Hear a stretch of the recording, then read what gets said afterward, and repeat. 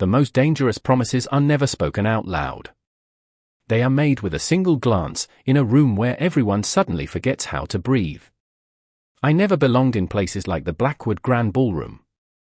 The chandeliers looked like frozen waterfalls hanging 70 feet above polished marble floors, and every crystal reflected the kind of wealth that never worried about tomorrow. My black dress wasn't designer. I had borrowed it from my older sister after spending 2 hours convincing her I wouldn't spill anything on it. I wasn't there to impress anyone anyway.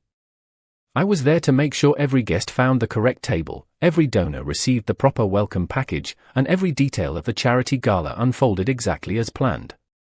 At 26, that was my life. I fixed problems before anyone important noticed they existed. My name was Olivia Carter, and disappearing into the background had always been my greatest professional skill. That night, I thought it would save me again. I couldn't have been more wrong. The ballroom buzzed with quiet conversations about investments, foundations, and political campaigns. Expensive watches flashed beneath tailored sleeves. Soft jazz drifted through the room while servers balanced silver trays filled with sparkling water and champagne. Everything looked effortless, but I knew better. Behind every perfect evening stood dozens of exhausted people making impossible things seem ordinary. I checked my tablet for the 5th time in 10 minutes. Table assignments were perfect. Security schedules matched the guest list. The keynote speaker had finally arrived after a delayed flight from Boston. For the first time all evening, I allowed myself a slow breath. Then I heard raised voices. Not shouting. Just enough tension to make every nearby conversation hesitate. Near the center of the ballroom, a young waitress stood frozen beside an older guest wearing a tuxedo worth more than my yearly rent. His smile never reached his eyes. She looked uncomfortable, clutching her serving tray as though it were the only thing keeping her steady. Everyone noticed. Nobody moved. They simply looked away with the practiced elegance of people who believed awkward moments belonged to someone else's job description. Mine, apparently. Before I could convince myself otherwise, my feet were already carrying me across the room. "Excuse me, sir," I said with the calmest smile I could manage. "The dessert presentation is about to begin. Would you mind helping us by taking your seat?" His attention shifted toward me. Cold.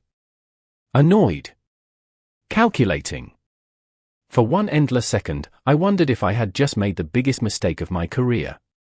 Then he laughed softly, adjusted his cufflinks, and walked away without another word. Relief rushed through me so quickly my knees nearly gave out. The waitress whispered a quiet thank you before disappearing toward the kitchen. I told myself it was over. Just another problem solved. But when I turned around, I realized someone had been watching the entire exchange. Across the ballroom, surrounded by men in perfectly tailored black suits, stood Ethan Romano. I had never met him before. I didn't know he owned the building. I didn't know half the city's most influential people measured their words whenever he entered a room. I certainly didn't know that one decision made in less than 30 seconds had just changed the direction of my entire life. He wasn't smiling. He wasn't angry either. He simply watched me with calm green eyes that revealed absolutely nothing. Around him, conversations resumed carefully, as though everyone was waiting for an invisible signal only he could give. He lifted his crystal glass slightly, never breaking eye contact, and I felt the strange certainty that somehow, without exchanging a single word, I had already stepped into a story that wasn't supposed to include me. For the next 15 minutes, I tried to convince myself that I had imagined the entire exchange. Event coordinators were not supposed to attract attention. We solved problems quietly, smiled politely, and disappeared before anyone remembered our names. That was the rule I had built my career around. Yet every time I glanced across the ballroom, I found Ethan Romano exactly where I had left him, speaking with governors, business founders, and philanthropists whose faces regularly appeared on national television. He never searched for me. He never waved me over. But somehow I always felt that he knew exactly where I was. The feeling made no sense, and I hated it. I focused on work instead. A lighting technician asked about the schedule. A donor requested a last-minute seating change. One of the musicians needed an extension cord. Ordinary problems. Comfortable problems. They reminded me that real life still existed beyond the polished marble and expensive tuxedos. Then another unexpected complication arrived. The same distinguished guest I had redirected earlier intercepted me near the orchestra platform. His smile looked pleasant enough for anyone watching from a distance, but something about his tone felt different now. He stepped slightly closer and lowered his voice. "You are remarkably confident for someone working behind the scenes, Miss Carter." I forced a professional smile. "I simply wanted the evening to continue smoothly, sir." He chuckled as though I had told a private joke. Confidence is memorable. So are beautiful interruptions. Before I could answer, he reached toward my wrist as if to stop me from walking away. His fingers never made contact. A calm voice interrupted first. "She has somewhere else to be." The temperature in the room seemed to change. The guest slowly withdrew his hand before turning around. Ethan Romano stood only a few feet away, hands resting casually in his pockets, his expression composed enough to belong in a board meeting instead of an uncomfortable confrontation. Around us, conversations faded one by one until only the music remained. Nobody had announced his arrival. Nobody needed to. People simply noticed. The older man attempted an easy laugh. "Mr. Romano. We were only having a conversation." Ethan nodded once. "I am sure you were." His voice never became louder. Somehow that made everyone listen even more carefully. The silence stretched just long enough to become uncomfortable. Then Ethan looked at me for the first time since crossing the room. "Come with me." It was not a command spoken with force. It sounded almost effortless, as though declining had never existed as a possibility. Every instinct told me to stay exactly where I was. Instead, I found myself following him toward the private lounge overlooking the ballroom. Hundreds of eyes followed us. I could feel every single one. The jazz band continued playing, but the melody suddenly felt very far away. Ethan stopped beside a leather chair positioned near the balcony windows. He sat down with complete confidence, glanced up at me, and extended one hand. Before I could understand what he intended, he gently guided me onto the edge of his lap for only a brief moment, steadying me as if presenting an undeniable answer to a question nobody dared ask aloud. His hand rested respectfully at my side, creating distance rather than intimacy, yet the message echoed across the ballroom with unmistakable clarity. Nobody gasped. Nobody whispered. They simply froze. Even the man behind me lowered his eyes and quietly walked away. Ethan released me almost immediately, allowing me to stand again. I stared at him, completely speechless. He met my confused expression with the smallest hint of a smile. "Welcome to the safest place in this room, Olivia." The applause for the keynote speaker began less than a minute later, but nobody seemed to hear it. People smiled, raised their glasses, and returned to their conversations with practiced elegance, yet I noticed the subtle differences immediately. Every glance lingered a little longer. Every whispered conversation paused when I walked past. It felt as though I had unknowingly become part of the evening's entertainment. I excused myself and slipped into the service hallway behind the ballroom, hoping 5 quiet minutes would steady my thoughts. The polished marble gave way to concrete floors, metal shelves, and the familiar sound of catering staff rushing between kitchens. It was the first place all night that felt real. I leaned against the wall and closed my eyes. My heartbeat had finally begun to slow when the door opened behind me. Emily, one of the banquet supervisors, stepped inside carrying a clipboard. "Olivia, what happened out there? Half the donors are asking who you are." I shook my head. "I wish I knew." She lowered her voice. "Do you even realize who Ethan Romano is?" I admitted that I did not. Her expression shifted somewhere between disbelief and concern. "Then you should probably find out before you accidentally surprise him again." Before I could ask another question, my phone buzzed with 3 new messages from colleagues working different sections of the gala. The first asked if I had secretly been dating the host. The second wanted to know whether I had been promoted without telling anyone. The third simply read, "Everyone is talking about you." I stared at the screen, wishing I could erase the last 10 minutes from history. None of this made sense. I had done nothing except solve a problem the way I always did.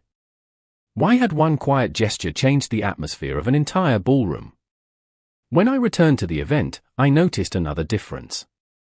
The older guest who had cornered me earlier was gone. His reserved table sat empty, untouched dessert still waiting beside an untouched cup of coffee. Nobody mentioned his departure. Nobody seemed surprised. It was as if he had never attended at all. I caught sight of Ethan across the room speaking with a group of foundation directors. He looked exactly the same as before, calm, composed, almost detached from the curiosity surrounding him. People approached him with respect that bordered on instinct. They listened carefully whenever he spoke. Yet every few minutes his eyes drifted toward me for only a second before returning to the conversation. There was no possessiveness in his expression. Only quiet certainty. That unsettled me more than anger ever could. Near the dessert tables, an elderly woman wearing an elegant navy gown smiled as I adjusted a floral arrangement. "You must be Olivia." I nodded cautiously. She laughed softly. "My dear, I have attended these galas for almost 20 years. I have watched senators argue, billionaires compete, and celebrities chase attention. Tonight, everyone stopped watching them. They watched you instead." I felt my face warm. I never wanted any attention. She patted my hand kindly. Sometimes attention chooses us before we are ready for it. Before I could respond, the ballroom lights dimmed for the charity auction. The crowd gathered near the stage. Conversations fading into expectant silence. I moved toward the back, grateful to disappear again, until I noticed something that tightened every muscle in my body. 2 men I had never seen before stood near the ballroom entrance studying me instead of the auction display. They were dressed like every other wealthy guest, yet neither of them looked interested in the paintings, the speeches, or the donations. They looked interested only in remembering my face. At that exact moment, without turning around, Ethan Romano quietly set down his glass and began walking in my direction. My first instinct was to walk the other way. Whatever those 2 men wanted, it had nothing to do with me, and I intended to keep it that way. I adjusted the stack of auction brochures in my hands and headed toward the side corridor leading to the administrative offices. Before I reached the doorway, Ethan Romano appeared beside me with the same impossible calm that seemed to follow him everywhere. He did not rush. He did not look over his shoulder. He simply matched my pace as though we had planned to walk together all evening. I stopped and turned toward him. "I think you owe me an explanation," I said quietly, determined to keep my voice steady despite the storm building inside my chest. His expression remained unreadable. "You deserve one." That surprised me. I had expected arrogance, not agreement. "Then explain why everyone suddenly acts like I belong to you." A faint sigh escaped him, almost too quiet to hear above the distant music drifting through the ballroom. "Because tonight, everyone believes you do." I folded my arms. "That is not an answer." "No," he admitted. "It is the result. I want the reason." He studied me for several seconds before speaking again. "Earlier this evening, when you stepped between the guest and the waitress, you embarrassed a man who has spent years convincing people that nobody would ever challenge him in public. You believed you were protecting one employee. In reality, you interrupted a much larger game that has been unfolding for a long time." I shook my head. "I am an event planner, Ethan. I organize seating charts and schedules. I do not play games with powerful people." He almost smiled, but there was no amusement behind it. "Neither did you choose to become part of one." The silence between us grew heavier. Somewhere inside the ballroom, the auctioneer announced another generous donation, followed by polite applause. It sounded strangely distant. I searched Ethan's face for any sign that he was exaggerating. I found none. The men near the entrance, I asked. Were they watching me? They were confirming something, he replied. Confirming what? That you mattered. My stomach tightened. I do not matter. Not to them. You do now. The words landed with uncomfortable certainty. I looked past him toward the ballroom where guests continued smiling beneath golden chandeliers, completely unaware that my ordinary evening had disappeared forever. Ethan lowered his voice. There are families in this city that communicate without making announcements. Every gesture carries meaning. Every public decision becomes a message. When I stepped in earlier, I changed the conversation before anyone else could. I stared at him in disbelief. You could have simply introduced yourself. You could have asked security to escort me out. Instead, you turned me into the biggest rumor in the room. He nodded once. Because rumors disappear. Targets do not. I wanted to argue. I wanted to tell him none of this was reasonable. Instead, I remembered the older guest leaving without a word, the whispered conversations, the unfamiliar men studying my face, and the strange respect that surrounded Ethan wherever he walked. For the first time that night, I wondered whether he had been protecting me long before I realized I needed protection. Then his phone vibrated once. He glanced at the screen for less than a second before slipping it back into his pocket. We have to leave this room, Olivia, he said calmly. The evening is about to become much more complicated than either of us planned. The service elevator opened onto the private executive floor with a quiet chime that somehow sounded louder than the orchestra downstairs. The hallway felt completely different from the ballroom below. Thick carpets absorbed every footstep. Framed black and white photographs lined the walls, and the floor-to-ceiling windows overlooked the glowing skyline of Manhattan. I followed Ethan in silence, still trying to decide whether I should trust him or walk away the first chance I had. He stopped outside a conference room, opened the door, and waited for me to enter first. The room was simple compared to the luxury downstairs. A long walnut table. Leather chairs. Fresh coffee that had already gone cold. Nothing about it matched the mystery surrounding the man standing behind me. Ethan closed the door without locking it. That detail mattered more than I expected. He was giving me the freedom to leave. I remained standing anyway. You said I became a target because I stepped into something I did not understand. Then help me understand. He nodded once before walking toward the windows. 3 families attended tonight's gala. They donate to the same charities. They invest in the same companies. They smile for the same cameras. But they do not trust one another. Every public interaction is examined. Every gesture becomes part of a larger conversation. I crossed my arms. And somehow I became part of that conversation. Yes. Because you stood up to someone nobody else challenges publicly. Then I interrupted. Exactly. He turned to face me. The man you confronted expected everyone to remain silent. When you refused, he lost face in front of hundreds of influential witnesses. That alone would have attracted attention. Then I stepped in. I remembered the stunned silence that had filled the ballroom. You made it look intentional. I made it impossible for anyone else to claim you first. The sentence lingered between us. I frowned. Claim me? Ethan immediately shook his head.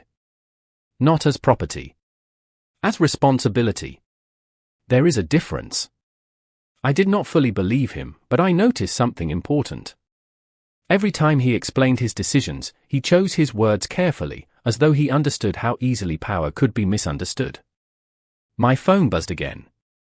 This time the messages were no longer playful. Friends from the event industry wanted to know why my name was suddenly appearing in private group chats. One client asked whether I had accepted a permanent position. Working for Ethan Romano. Someone had even posted a blurry photograph from the ballroom showing me beside him. Rumors were spreading faster than the charity auction itself. I slipped the phone back into my purse with a sigh. My ordinary life disappeared in less than an hour. Ethan looked almost regretful. I know. I laughed softly, though nothing felt funny anymore. Do you? Tomorrow I still have grocery shopping. Rent. Client meetings. I still drive a 7-year-old Honda that makes strange noises every morning.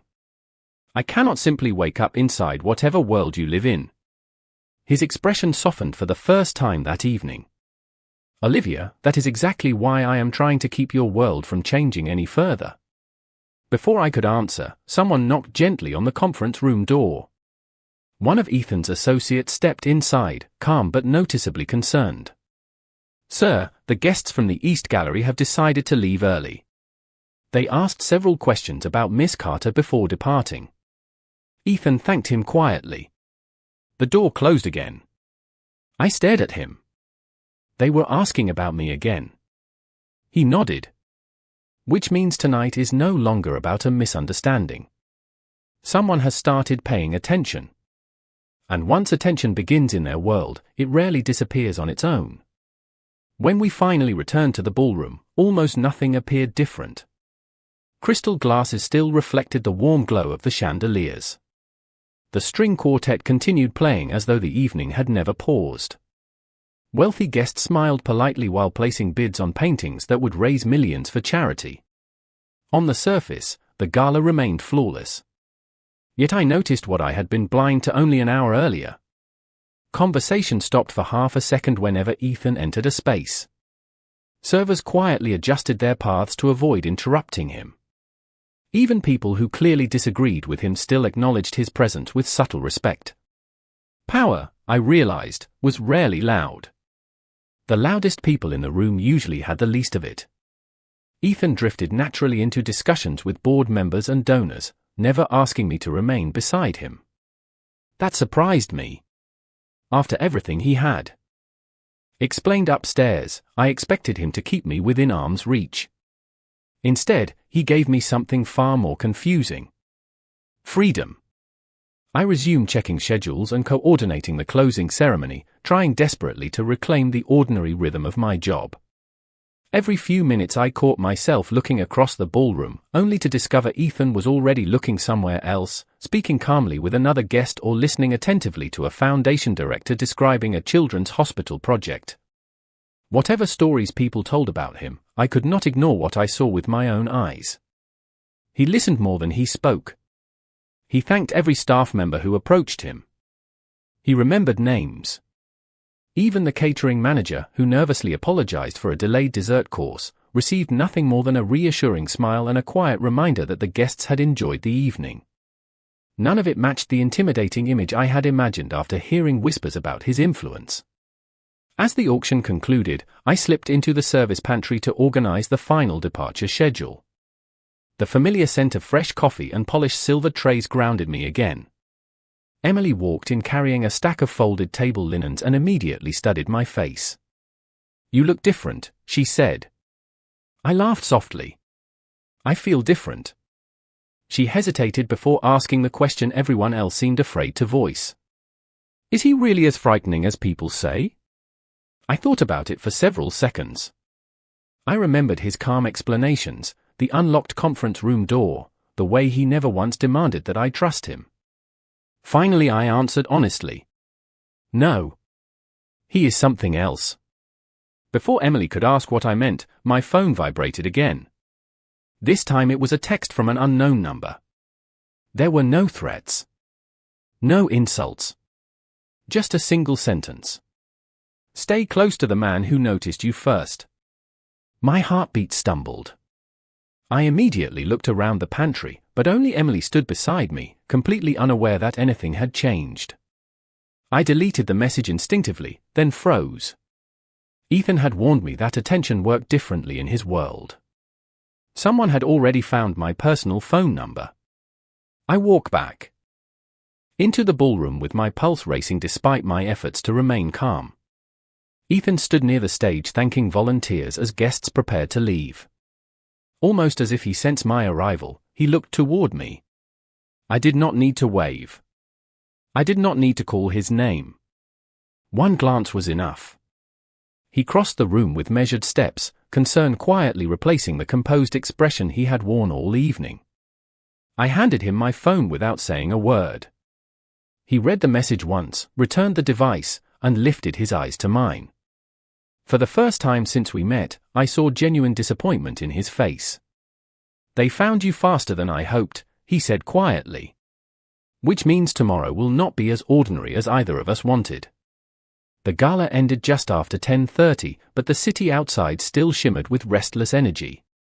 Black sedans lined the curb beneath the glowing entrance canopy while photographers packed away their equipment and guests disappeared into the cool Manhattan night. Normally my job ended the moment the last table was cleared. I would thank the staff, drive home, and spend the next morning answering emails over burnt coffee. Tonight nothing felt normal. I stood beneath the revolving doors holding my coat a little tighter, staring at my phone even though the unsettling message had already been deleted. It was still there in my mind, every word perfectly clear. Ethan stepped beside me without interrupting my thoughts.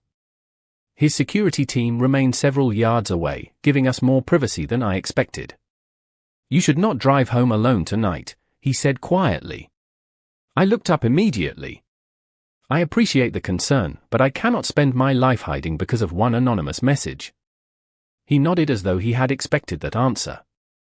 "I am not asking you to hide. I am asking you to let me remove unnecessary risk." I smiled faintly despite everything.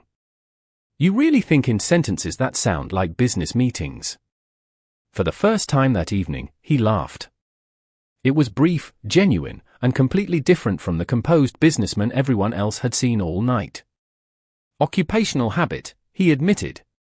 The sound surprised me almost as much as the smile that followed. It reminded me that beneath the carefully controlled image stood an ordinary man who simply carried extraordinary responsibility. Before either of us spoke again, one of his associates approached carrying a small envelope. Ethan accepted it, thanked him, and handed it directly to me. Inside was a simple white business card with only a phone number embossed in silver and my first name handwritten beneath it. No company logo. No title. No dramatic message. "If anything makes you uncomfortable, call that number at any hour," Ethan said. "Someone will answer immediately." I studied the card. "You expected me to refuse your help, did not you?" "I expected you to value your independence," he replied. "Those are not the same thing." His answer lingered with me.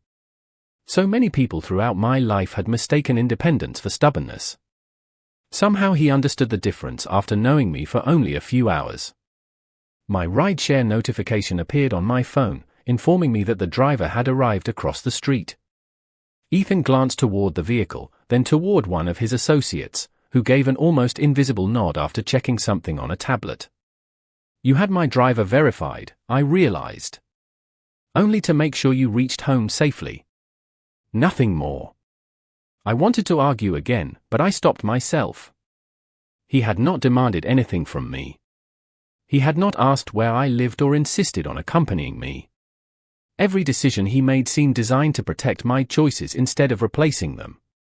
As I reached for the car door, I turned back one last time.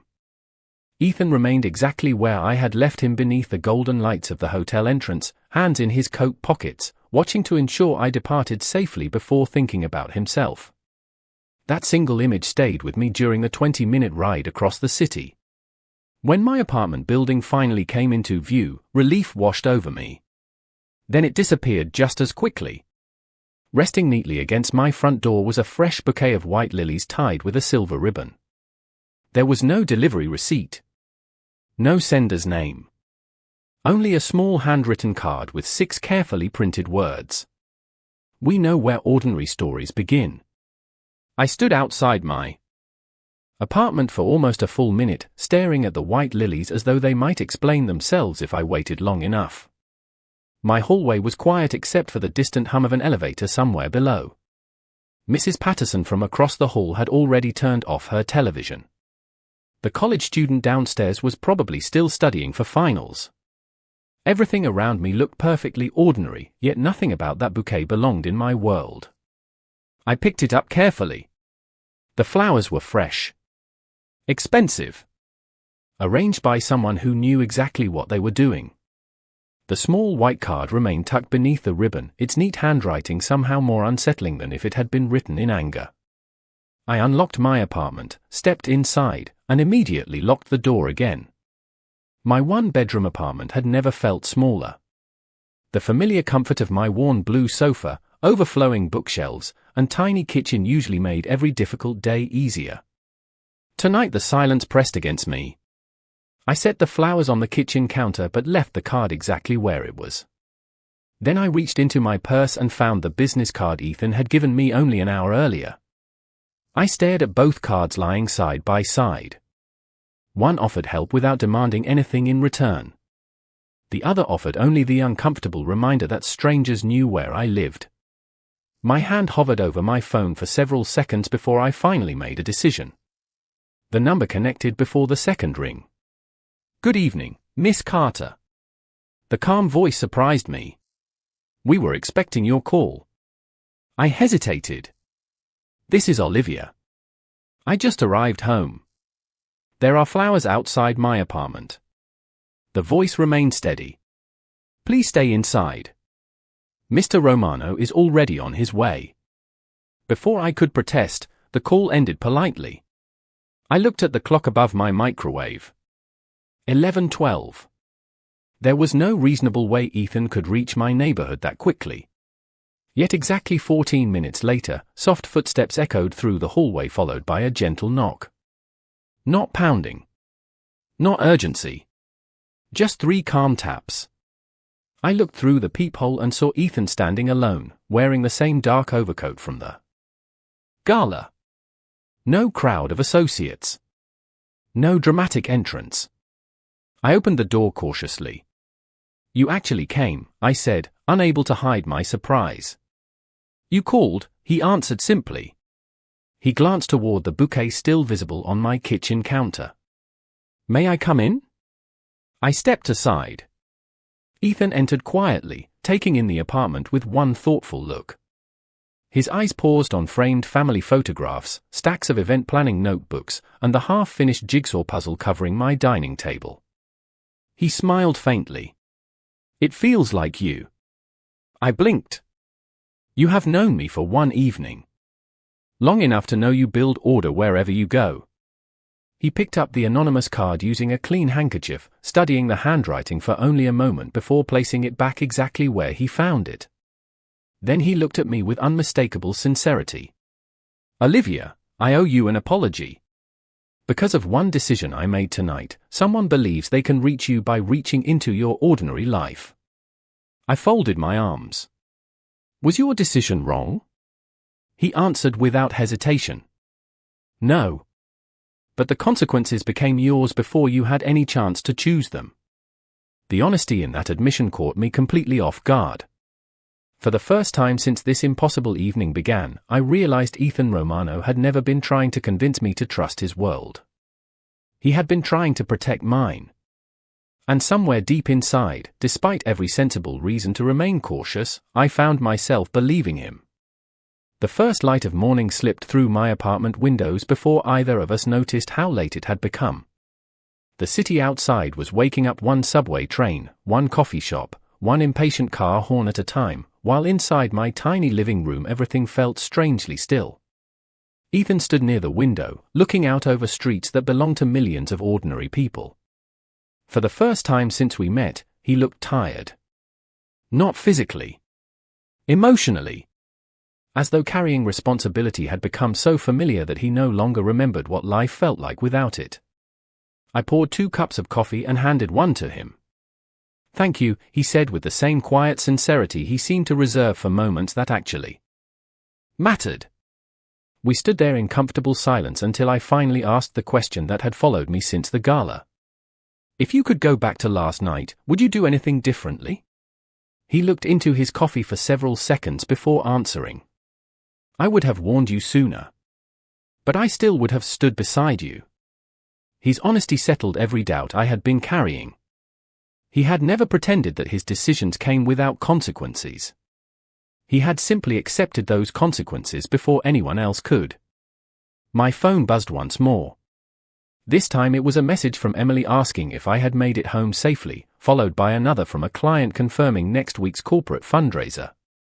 Reading those ordinary messages made me smile. My life was still here. It had not disappeared. It had simply become larger than I expected. Ethan noticed the smile. "That is good," he said. "Do not let one unusual evening convince you that your world has changed completely. Keep planning events. Keep building the life you wanted before you met me. That is the person worth protecting." A few days later, another charity reception filled the rooftop garden of a midtown hotel. The skyline glowed beneath a warm sunset while guests gathered beneath strings of white lights. I had accepted the event assignment after far more thought than I cared to admit. Rumors had not disappeared, but they had quieted. People still watched whenever Ethan entered a room, yet I noticed something new. They watched me differently as well. Not because they knew who I was, but because they wanted to understand why someone as powerful as Ethan Romano treated an ordinary event planner with such unmistakable respect. I spotted him speaking with several foundation directors near the terrace. This time he did not walk toward me. He did not signal. He did not expect anything. He simply met my eyes from across the garden and waited. The decision belonged entirely to me. I smiled before crossing the terrace at my own pace. When I reached him, he stepped aside just enough to make room beside him instead of in front of him. Without hesitation, I chose that place. The conversations around us continued, but the tension I remembered from the first gala was gone. There was no surprise left to witness. Only quiet understanding. Ethan looked at me with the smallest hint of a smile. "Are you certain?" he asked softly. I nodded. Completely. Because this time nobody had decided for me. Not fear. Not rumors. Not expectations. Only me. Looking back now, people often assume the moment that changed my life happened in a crowded ballroom beneath crystal chandeliers. They are wrong. My life changed the morning I realized that true strength is not measured by how loudly someone can command a room. It is measured by how carefully they protect another person's freedom to choose. Ethan Romano may have ruled every room he entered, but the greatest thing he ever gave me was never his power. It was the chance to stand beside him because I wanted to, not because anyone expected me to.